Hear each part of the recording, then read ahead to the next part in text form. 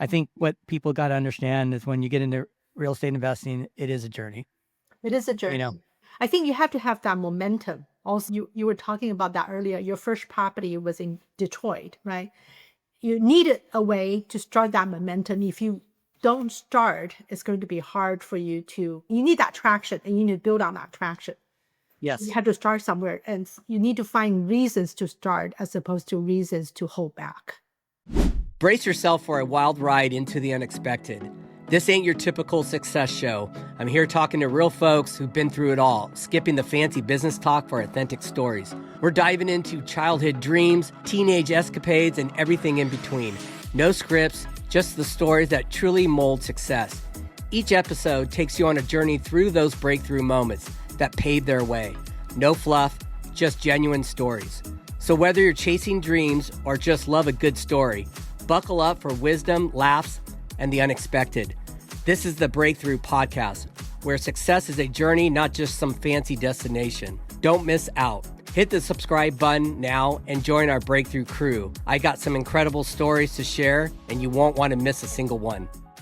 Joining me today is Elsie. If you've ever wondered what you're doing with your life while still trying to hold everything together for everyone else, this episode is for you. Elsie is a mom, business owner, and creator who understands what it means to rebuild yourself while life keeps moving. This conversation was simply two people being real about the pressure, the fear, and the stretching moments, yet still choosing to keep showing up. We talk about what it feels like to lose ourselves, rediscover who we are, and move through the in-between without letting everything fall apart. It's gentle yet powerful, filled with moments that will land exactly where they need to. Let's jump right in. Hi, how are you? Good. How are you, Stephen? I'm doing good. I'm glad you could jump on. I was excited to talk to you, especially after our very first conversation. In my head, I was going, okay, you know what? I need to have on the podcast. So I'm glad you were able to make it. Right. Yeah. Yeah. So I would love to get into what we had talked about a couple months back, because we were initially starting to speak on basically financing and getting private money for a project. But then it really turned into understanding a little bit of your background, and you were investing out in the Midwest and then did that for a while, but then came back into California to bring all the investments this way. Is that correct? Yes. Yes. Yeah. Yeah. Let's hear about this. Yeah. So we started actively investing real estate about 2004. At that time, it was right after the dot-com bubble burst. And a lot of people in Silicon Valley were worried about their jobs going to Asia. I was in tech. My husband was in tech. We were worried about what's going to happen to our tech jobs because almost everyone in the family was in tech. So then we learned about Robert Kiyosaki, Rich Dad, Poor Dad. We learned about the passive book. income. So we decided that I would be the first one to take the plunge and do active real estate investing. So we bought everything that we wanted to buy while I still had a W-2 paycheck. And then I quit, partly for real estate, but also mostly to take care of my family. My grandfather was 90-some years old then, and he needed more care. And then so we got into real estate heavy in 2005, 2006. We were in 7 different states. We had multifamily, we had strip centers, we had single family, and we had a bunch of development projects. And our colleagues from the tech and some of our family and friends, they were intrigued by what I was doing, so they actually wanted to follow me. And then when the market crashed, we lost a lot of our own money and then a lot of our real estate investor, family and friends. So luckily, my husband kept his tech job. So we were able to continuing with his income. Now, we used up all of our savings, including some of our 401k. We lost some of that. But we were able to continue pushing forward, managing those projects that either we couldn't finish or the market just wasn't right anymore. Now, because of that, today I actually have a lot more investors than we did before the crash, before the dot-com crash. So that was a blessing in disguise that we were young enough when the market crashed and we had the opportunity to recover. And because we stuck through it, our investors appreciated our integrity, our persistence, and continue to invest with us. So we actually have a much bigger and much better portfolio now than we ever did before. What was your biggest takeaway from that particular crash in '08? And how did that make you a better investor? Do you have an air of caution now on markets, every year? Are you constantly like, how are you evaluating them? Because I went through 2008. That's when I got my real estate license. I didn't have investment properties then, but it just seemed like the world, everything was crashing, on all aspects then. And I wish I would have known then what I do now, because that was the greatest opportunity as an investor too. So what did it do to you as far as an investor? So when we were in tech, money was easy in the sense that the W-2 paychecks just came in every 2 weeks. It was easy, it was steady, and we didn't have exposure to the rest of the world. After the fact, we realized that, hey, we need to do our own due diligence. Trust but verify is very important. And despite we thought we were following the right people, but the right people didn't have much more experience than we did. So now, now for sure, we ask people, hey, what are your battle scars? What have you learned from those battle scars so that we can tell if they are the right people, if they had the right experience to complement our skills and our lack of knowledge. We didn't have that, and we didn't even know to ask those questions. So today we're much more prudent in forming new partnerships. We're much more prudent in recommending investments to our friends and family. And we always make sure that we have plan A, plan B, plan C, and we're ready to execute on all of those plans as needed. Yeah, that was put into place based on your experiences. Yeah.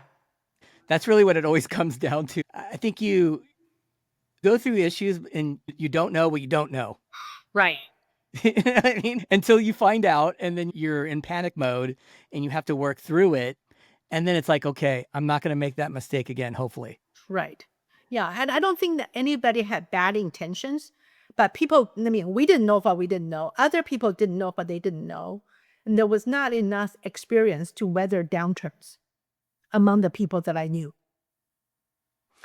What do you think? So back then, when you were losing money, was it all based on financing and the type of debt you were putting on these projects? Is that what was really the key factor?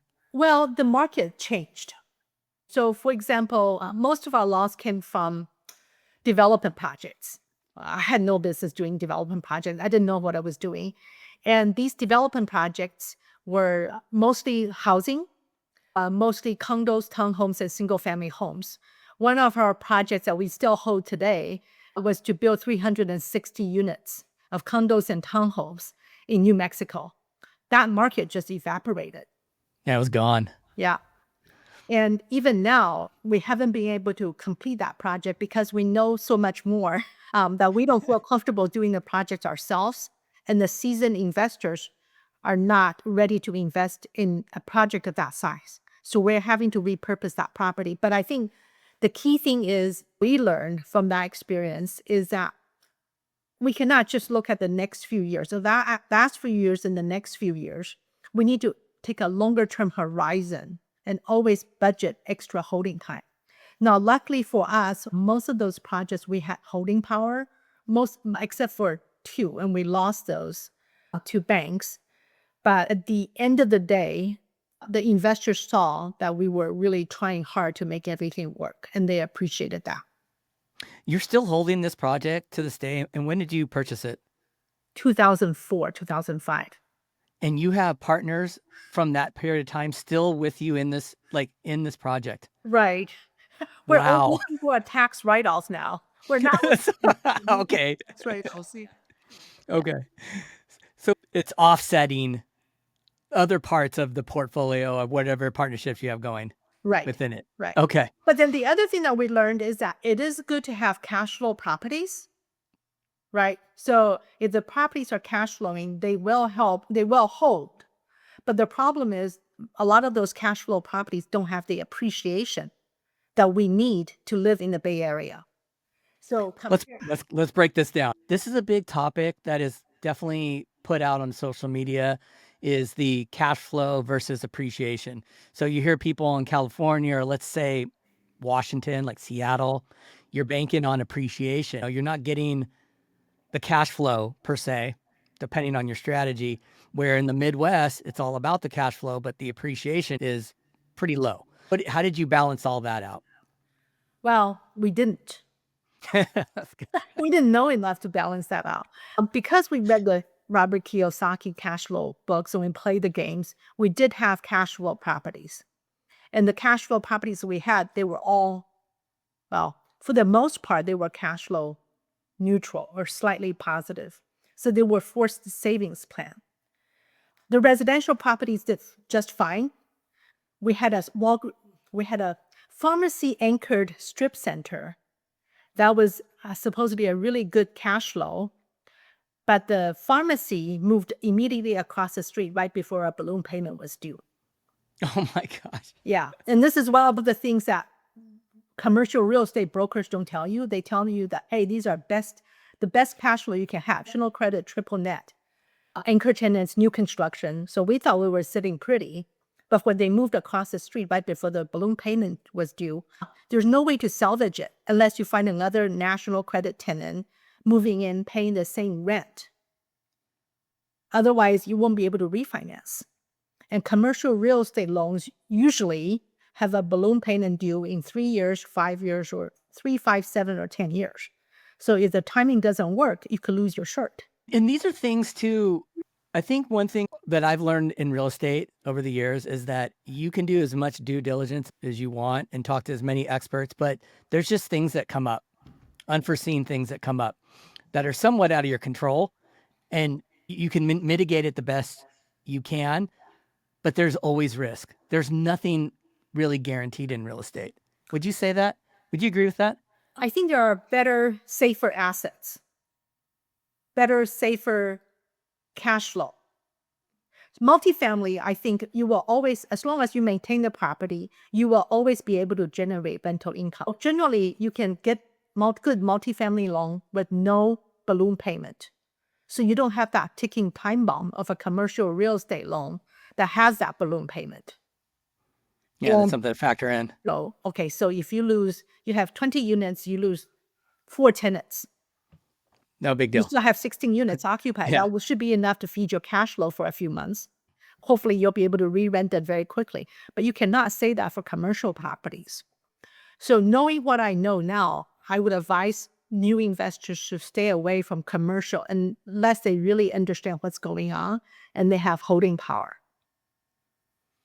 Right. They can weather the storm. They can weather the storm, and the storm may last. They need to weather the storm. So, for example, when we had that pharmacy moving out of our strip center, we needed to reconfigure the unit, the floor plan, because that pharmacy is wide and deep. And if we try to lease it out individually, we would have really long corridors for each one of these new commercial tenants. So where was the money coming from to do that reconfiguration for the commercial? You have to have money. You have to have money to reconfigure, to renovate, whether that's multifamily, single family home, or commercial. You have to have the money to renovate on a regular basis. Even Starbucks, they renovate themselves every, 5 to 8 years? Yes. Yeah. And how much did you have in reserve sitting on the sidelines for this? We didn't have any. No. So you didn't even know at that point when you were getting into it? No. So when it happened, we exhausted our 401k plan. We left tech. I was able to move my 401k to self-directed IRA, and Okay. yeah, we exhausted that. But luckily, we were able to sell that property to a local grocery store and recover. And then since then, I've gotten smarter about managing my cash flow. And I also realized that I'm a really good saver. I don't need a forced savings plan by doing these cash flow investments. So what we did was we sold all of our remaining cash flowing properties and brought the money back to California. And that's a quiet movement that people don't talk about. We often hear about people investing out of state.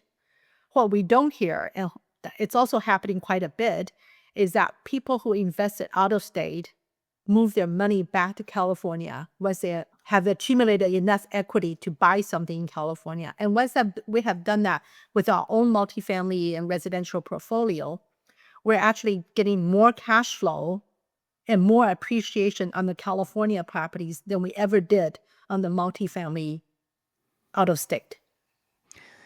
But it was a stepping stone. It was a stepping stone. And I think that's a big part. I think that when we first started investing in California, the market was just flying off the handle and it just priced us out. And when I started to move out into the Midwest, everybody was like, don't do it. Don't do it. Don't do it. But it was the smartest decision that I ever did, was to invest out there, because what it did is I invested out in Detroit. It was one of my first properties. I paid 30 grand for it. Then I got into Kansas City, but it was all the learning lessons and learning creative financing and going through all those motions got me to the point now where I can build houses. So it just, there's always a starting point. And I think people sometimes, everybody's doing one type of strategy or another. And sometimes people don't know really where to start. They see, I want to start here. I want an apartment complex. I want Airbnb. I want to do short term. You know what I mean? Like, they say a bunch of things, and it's good to just start simple and go down your journey. Yeah. So I wonder, looking back, when we started investing, our first property was a 36-unit apartment building in Albuquerque. We partnered with friends and family to buy that property. Looking back, I wonder if we would have done better if we had used a partner with the same people and bought homes in California. If we had the strength of the partner for the diversification and for the cash flow maintenance, that we have done better in California. And this is what I encourage young people today to think about. It's interesting for me. I get a lot of phone calls from people who don't own their home in California where they work, and they want to start by investing. But they would miss out on that nice $250,000 tax-free exclusion on the primary residence, and they would miss out on some of the other tax write-offs by investing out of state rather than investing in California where they live and work. So what I encourage young people to do is to think about whether they can buy properties together with their trusted friends, family, so that they can enjoy the appreciation and then the tax exclusions from their primary residence. I recommend that they do that before they start venturing out of state for insufficient cash flow. Yeah, because that cash flow can get gobbled up on one issue. One issue, it's gone. Out in the Midwest, I just call those property. They're basically, I'm getting principal pay down from having the tenants in there, and it's all the tax benefits. It's really what it is. And it is, you're right on one thing. It is a forced savings account too. So we had one property that we held for 14 years and we sold in during COVID. After 14 years, we made $3,000. Yeah, that's crazy. Yes, we paid mortgage, but we also paid mortgage out of pocket. It wasn't enough to pay all the mortgage, and $3,000 is not enough. Yeah, I broke even on that Detroit property. The first one, I finally sold it. It was such a headache. I always say that one property was the starting point. Like, I wouldn't have taken a loss on it for what it did. Yeah. Yeah. You know what I mean? When you were bringing up, investing here locally with your partners, but what year was that? Started investing 2004, actively investing 2004. Do you think you could have ran into another problem just because of the way that financing was put out there during that time period into 2007? You know what I mean? Yeah, like, people were banking on everything to be, it's appreciation, it's going up. But then all of a sudden it was over. Right. But we were never looking for appreciation back then. Back then we were looking for cash flow. Well, having said that, we also did development projects, which is all about appreciation, right? But I think we were conservative enough that we would not have gotten into any of those crazy financing, and everything would have been 30-year fixed rate. Okay. So I think we would have been fine.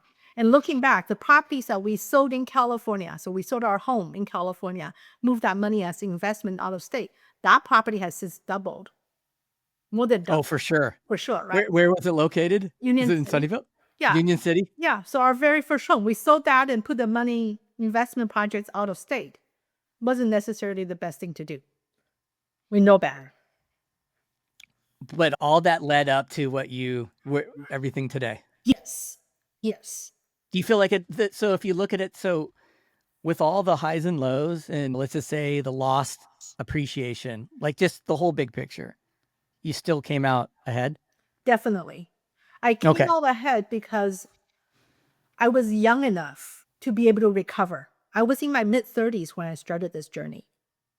So when the market crashed, I was in my early 40s. And if we still have our health, so we could recover. But I would not recommend that for people who are closer to retirement age. Because I mean, that almost wiped us out. We exhausted all of their savings, all of our 401k just to keep the projects afloat. Pretty stressful time. Yep. And we felt we had to do that to honor our investors. We had to do that to protect our credit scores. A lot of people walked away. We didn't walk away, but we lost all of our savings.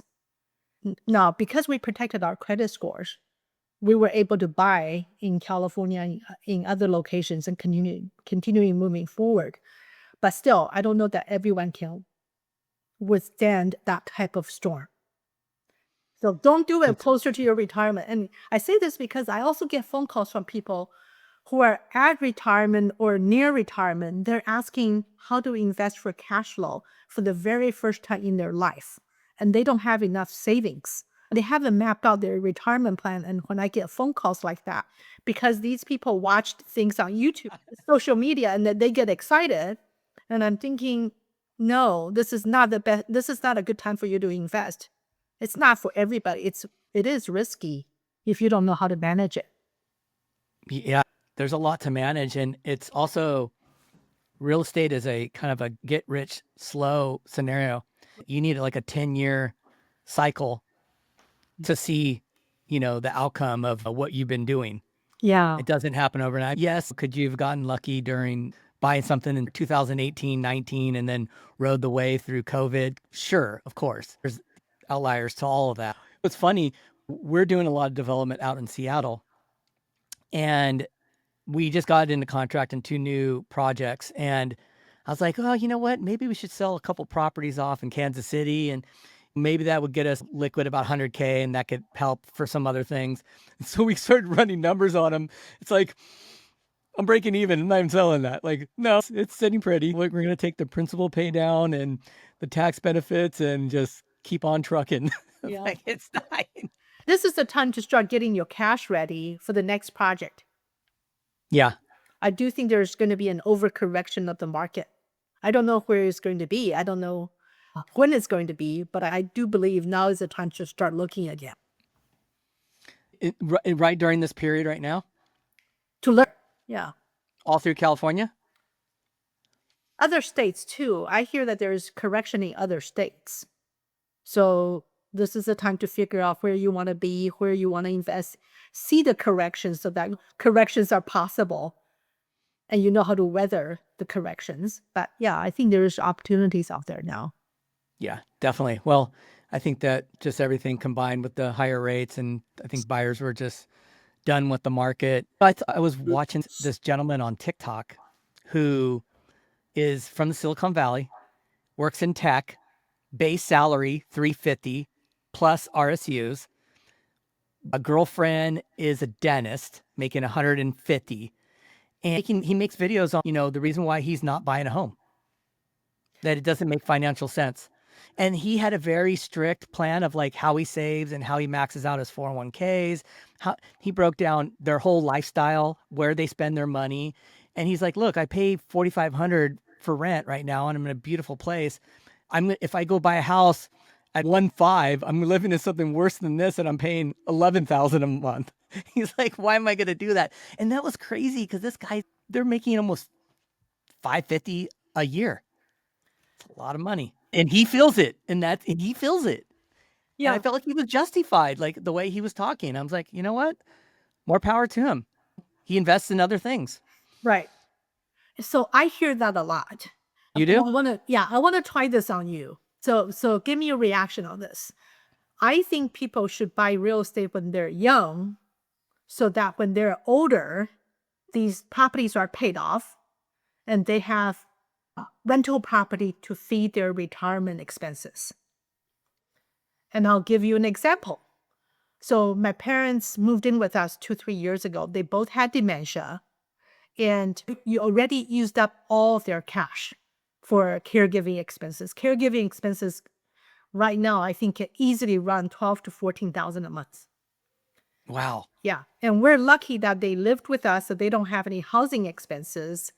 And we hire caregivers to take care of 2 people at the same time. So the cost is shared by the 2 of them. So it's not 20,000 a month, but it's 14,000 a month. But we were running out of cash. Luckily, my parents had a home in the Bay Area that we could sell. And it was generating rental income for a couple of years. And then we ran out of money. So we sold the property to take care of my parents. If it weren't for that property, I don't know how we would be able to afford their care.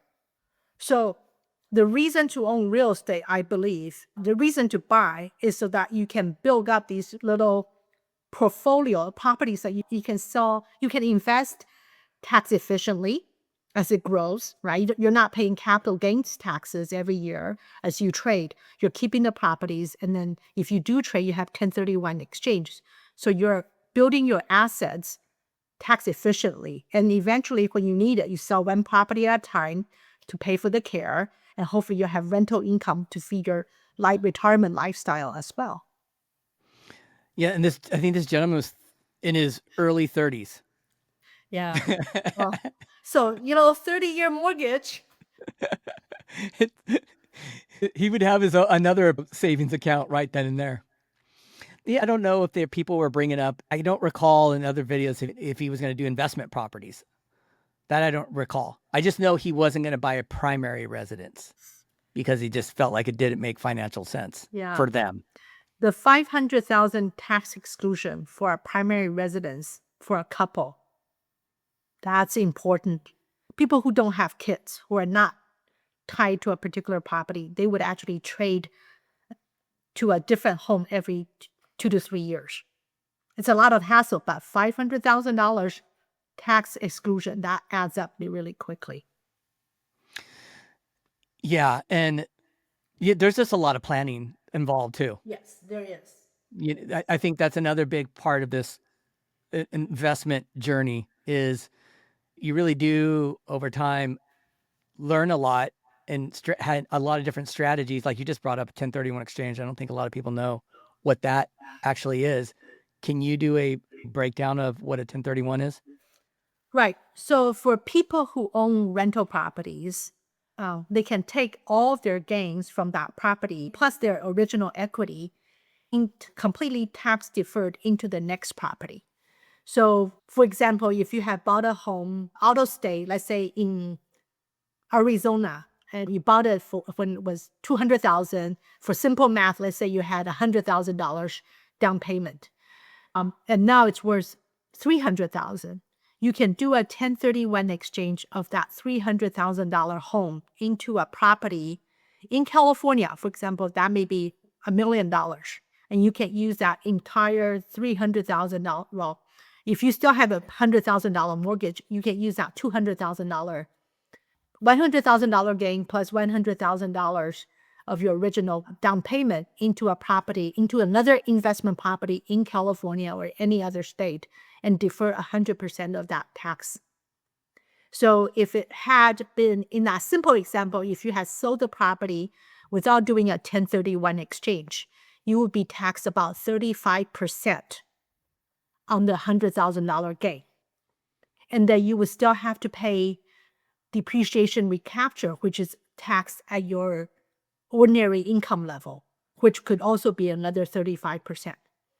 So by doing a 1031 exchange, you defer all those taxes until you sell the property without an exchange. Or for a lot of people, for a lot of real estate investors, they just keep on trading until they died, and then they pass the estate into their family, or they trade into what's called Delaware Statutory Trust, where someone else is managing a bigger portfolio of properties for them using the sales proceeds from their rental properties. So it's a tax efficient way of growing your portfolio. And I don't think that exists for stocks and brokerage accounts, right? There isn't a tax deferred way of trading stocks, whereas there is tax deferred, well-known, honored, time-honored ways of doing tax-efficient, tax-deferred gains of real estate trades, rental property trades. Yeah, it's definitely a good tool for investors. There's multiple things you can do as a real estate investor too. Do you categorize yourself as a real estate professional? Yes, I do. Okay. That was one of the reasons I quit tech. This is a big topic. Let's talk about this one. Is your husband still in tech? No. Okay. Yeah, our business was strong enough. Our mortgage business was strong enough. He was able to quit when he wanted to. So that was nice. So when we were both in tech, no kids, not a lot mortgage interest deduction, we were paying a lot of taxes. And that was 2004, 2005. I think each one of us was making like 180 to 200,000 a year. So we did a very quick TurboTax calculation. What would happen if I quit my day job and get myself actively in real estate so that I become a real estate professional? What would that look like? And I found out that my $180,000 annual income was only really bringing home $20,000 because of all the taxes we paid. Oh my Versus if I were to convert to a real estate professional where I can write off some of the losses against his income. The difference was only $20,000. So, okay, after that. That's crazy. Yeah, forget it. We'll figure out another way to grow our net worth. Yeah, it's such a big deal. I know that was a big turning point for our family too, because my wife works at Apple, and so she's a W-2, and I'm a real estate professional, and it's made just a huge difference on everything. It's such a big thing. And then I have a lot of newer investors that come to me that whether they're getting mentored or we partner, and let's say the wife maybe she's a designer, but the husband works in tech, and I go, you need to become the real estate professional in your family. Yeah. I go, and if you really want to know what it means to like get around the right people that have learned a lot, this little piece of information is going to save you so much money. And you're going to thank me later. Yeah. It's such a huge one, right? It is. Yeah. But you also have to have the right real estate. Right? Yes. It has to be, and hopefully you're still also making money on your projects and not losing money as a real estate professional. I've heard that. Yes. Yeah. Taking massive losses and just carrying it forward every time. Yeah. I've been there, done that. Don't do it. No, it's funny you bring that up now. Now that we're out in Seattle's market and we are developing, these projects they make sense on paper. There's multiple exit strategies on it. I think that we have if the market were to shift, these properties could be turned into rentals very easily, and we can sit back. And I'm starting to see that right now. I just went through a project that we finished, and basically what we did is we took a single family, we lot split it, and we were getting ready to build an ADU. Nice. We rehabbed the main house. It was a 4.2. We turned it into a 5.2.5. It has a basement. We just finished it off with floors and added a room and a laundry room. We put it on the market. The market started to shift. So we pulled it off the market, put it on the rental market, and basically we're breaking even. So we're breaking even on the main house. So we just kept it. We got tenants in it, and now the lot is split, and we're in planning. We're almost done. We can build. So we're not carrying any costs on the main house now. So that's good. Yeah. And we still have a basement that could be turned into a 3-bedroom, 2-bath. Like I said, it's on a corner lot. So there's a lot of room there. Yeah. And that got me going, oh, okay. I have exit strategies on, if this market did take a turn, I can control when I really want to let go of some properties to get cash, or move it in, do a 1031, move it into something else. But it was good to see that. And with these ADU projects too, the cost to build is about $400,000. Where the rental market is in Seattle, that's another break-even type investment. So if we had to put tenants in it, we can get our initial capital back out and put a tenant in place and move on. Yeah. So I like that it gives me a little bit of comfort of because I can't control where the market is 3 years from now. I don't know. I just don't know. Yeah. We did the same thing with one of our projects in the Bay Area recently. It didn't sell for the price we wanted. We're not in a hurry to sell. So we just decided to keep it as a rental for a while. And is it just break even, or where do you have it at? Well, luckily, yeah, it's break even because we have strong equity in the property as well. And I'm amazed that within 12 hours, it was leased. Dual It's income, great. dual high income couple. They don't want to own. They just sold that property. Multiple parties like this. They don't want to own. They just want to rent. Even though they have dual income, they have lots of deposits. Yeah. Well, just like that gentleman I just told you about. Yeah. When he said that, it was like, oh my God, this is crazy. Hearing this from somebody who's making that kind of money, and they're just like, not a big deal to us. What did he say But I about guess tax write-offs? I wonder. he's doing his thing. Yeah. Until we did that TurboTax analysis of what happens when I quit my tech job, I thought we were doing really well. I didn't realize $180,000 a year salary, total difference to the family was only $20,000. Why bother? Especially in California, we get we're getting taxed left and right here. Yeah. It's crazy. So what do you do now? When we first talked, it was more on partnering with you on private money to do some of our projects. So what are you doing for your day to day? I am an independent mortgage broker. We do residential loans, commercial loans. We do the conventional loans, Wall Street loans, and we do private money loans. And we also do, for the private money loans we also do loan servicing. This is where I mentioned earlier that we had more investors than we ever did before. So for the construction loans or for the fix and flip or for properties where conventional lenders don't want to lend, we have investors pulled together to be the lender on those assets. Generally, it's a short-term loan, bridge loan, so that they can get the property to a state where they can get inexpensive conventional financing. And that's what I would say that's 95% of how we spend our time as an independent mortgage broker, but we are still also actively looking at real estate. You still are Yeah, we still are. here locally? Yeah, locally.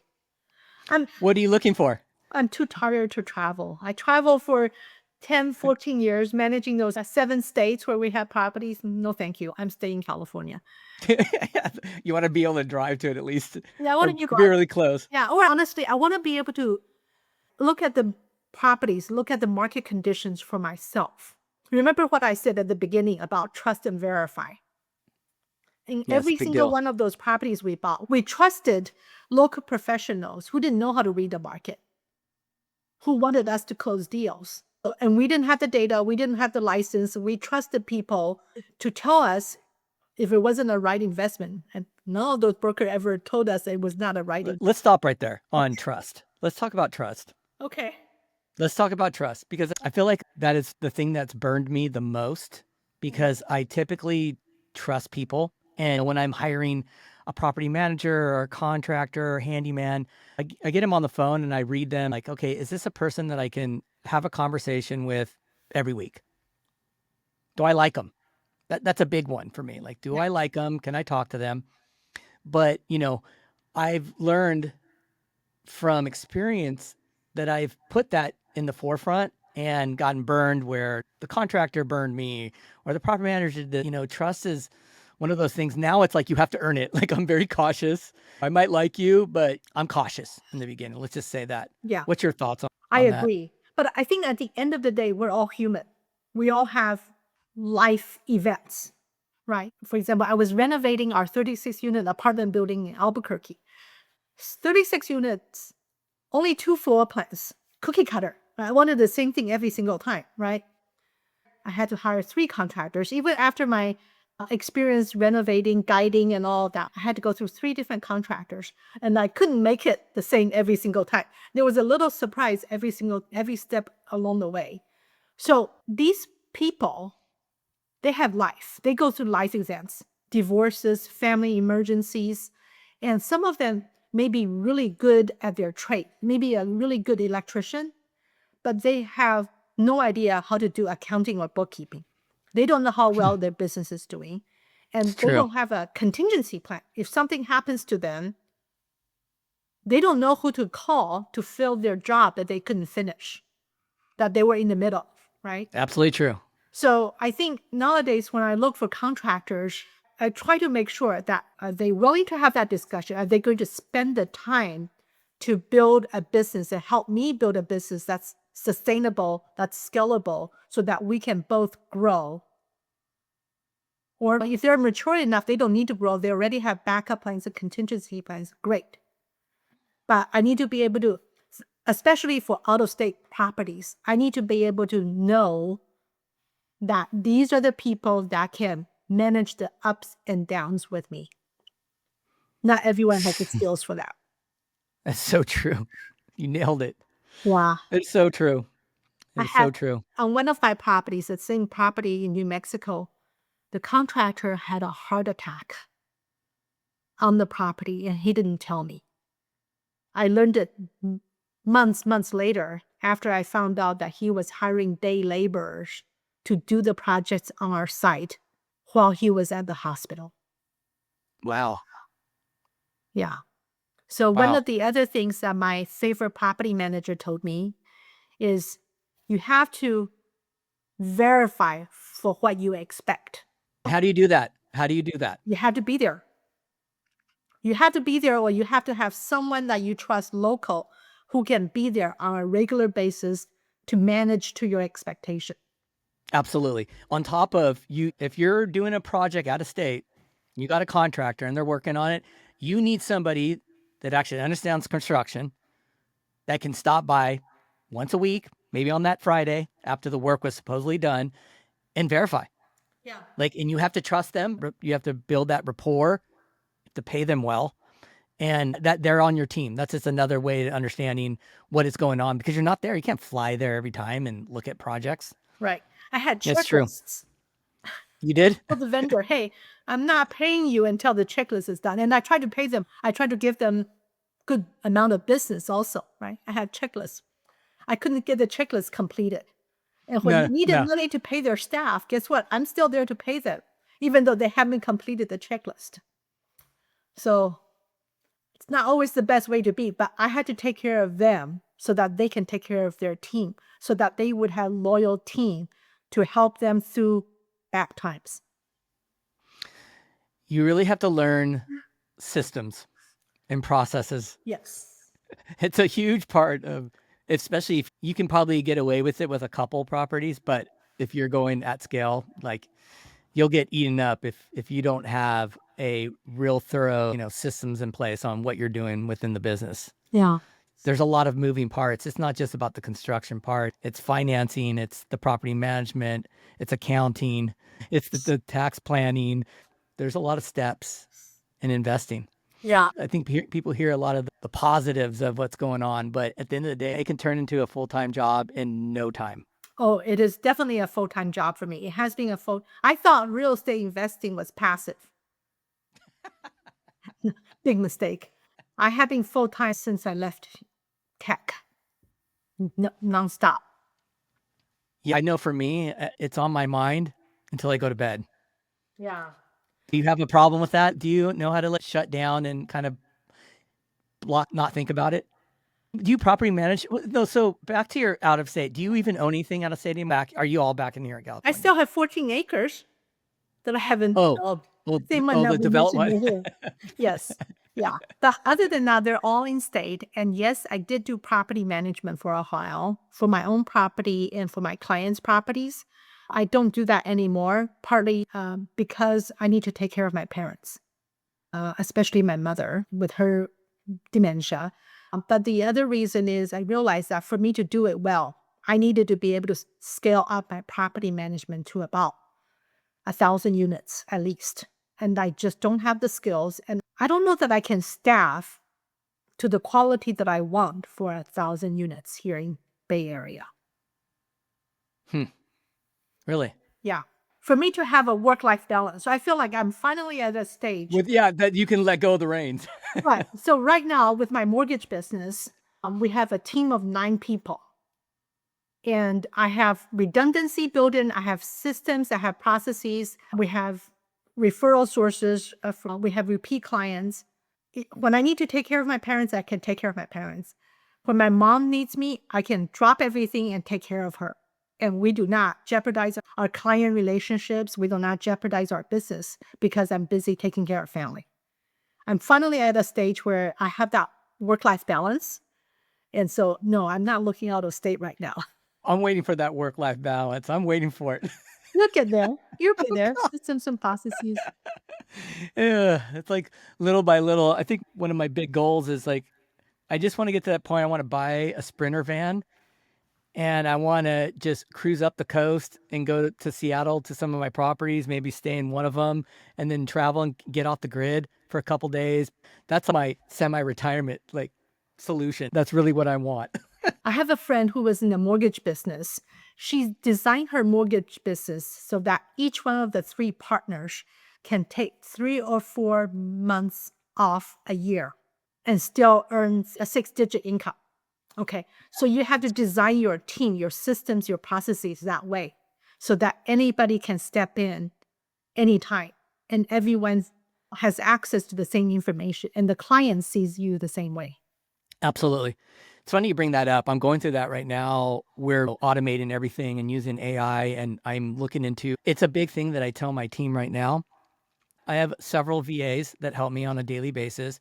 Well, here's one problem. A lot of my VAs are in the Philippines, and from time to time, the electricity goes out. You know, they have a storm, right? And I know if one of them gets off the clock and I can't figure out how to find the EIN number of an LLC when I'm getting ready to do financing, there's a problem. You know what I mean? And so I'm constantly going, okay, I want everything so systemized out that no matter who, if I'm not around, if I'm out of town, somebody else is here, that everybody can step in and know where everything is. It's centralized. It's going to be a big undertaking, but I do want it. I want it built out within the next 6 months like that. 6 months to a year. So I'm using AI to build it out for now. And are your partners asking you for a succession plan? We talk about it. Yes. Yeah. Yeah. Yeah. I think that's a big talking point. And I also bring that up in the very beginning. I always like to look out like 10 years and work backwards. You know, like, hey, what are we going to get to this point? What are we going to do at that? Like, when do you think you want to like cash out?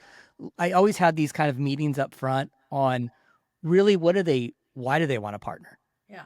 What are they trying to get out of this? You know, is it they want to do something different? Do they want to make cash flow? What are they seeing? So because a lot of them actually really don't know. Right. You know what I'm saying? Like they hear what people are doing and they just think that, oh, this seems like a good idea, but they don't know the dynamics. So I really deep dive that part of like, what are you trying to do in the next 10 years? Because I think it is a 10-year horizon, unless it's a project that gets in your lap and it's a fix and flip and you're in it for about a year and you can really lay that out. And this is what we're going to, here's a projected, you know, what we're going to make. Okay. That's different. So how do you do it? Well, I mean, because my investors have wanted to, some of them are CFOs, COOs. So before they invested with me, they wanted to see my succession plan. So I had to put that in place. That's why my husband has a broker's license. My brother has a real estate agent license so that we could all service the loans, manage the loans. And then we also define, hey, you know, if something happens to Elsie, who gets to handle what part of the business?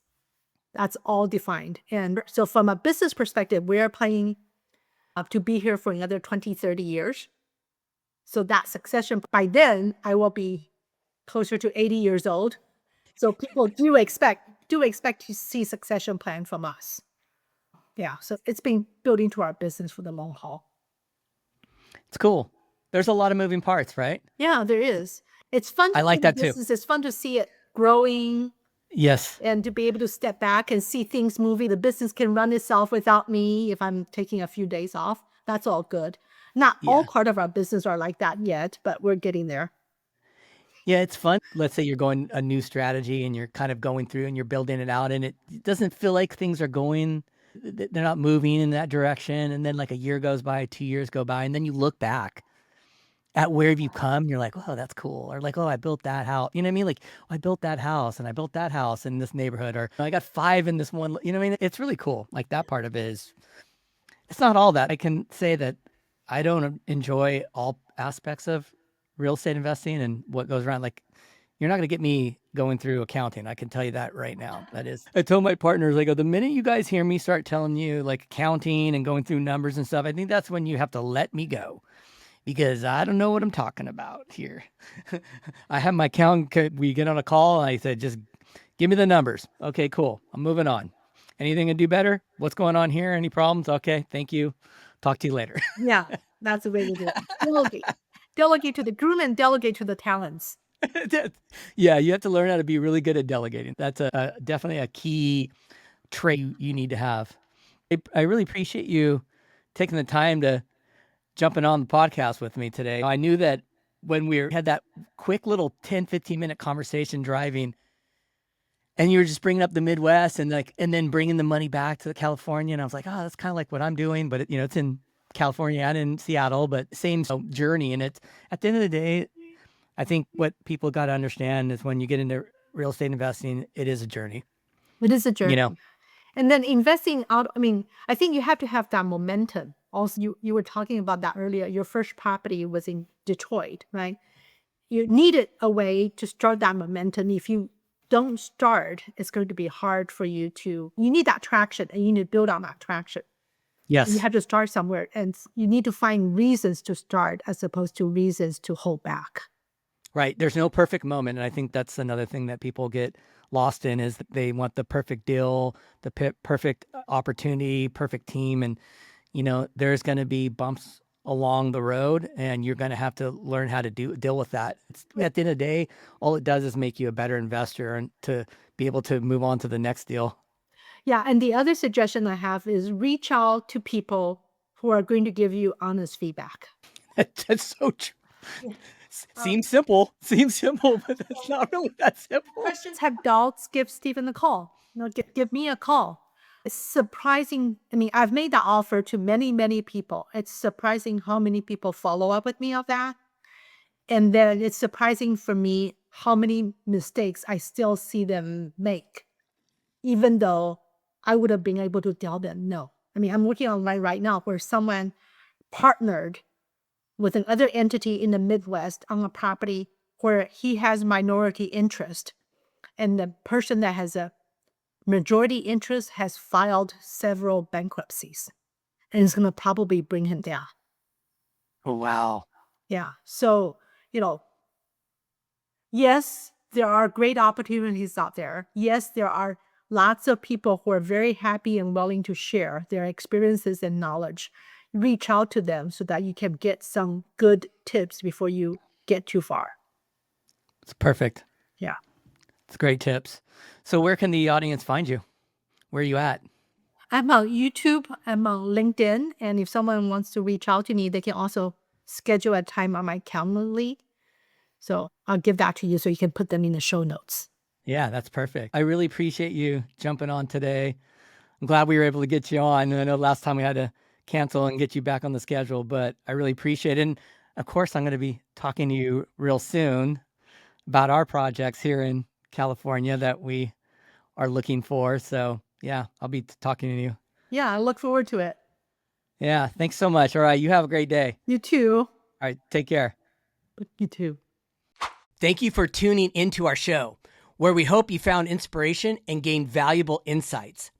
If you enjoyed this conversation and want to stay updated on our latest episodes, be sure to subscribe to our podcast and share it with others who might benefit from it. We appreciate your support and look forward to bringing you more candid conversations and breakthrough moments in the future. Until next time, take care and keep exploring new ideas and strategies.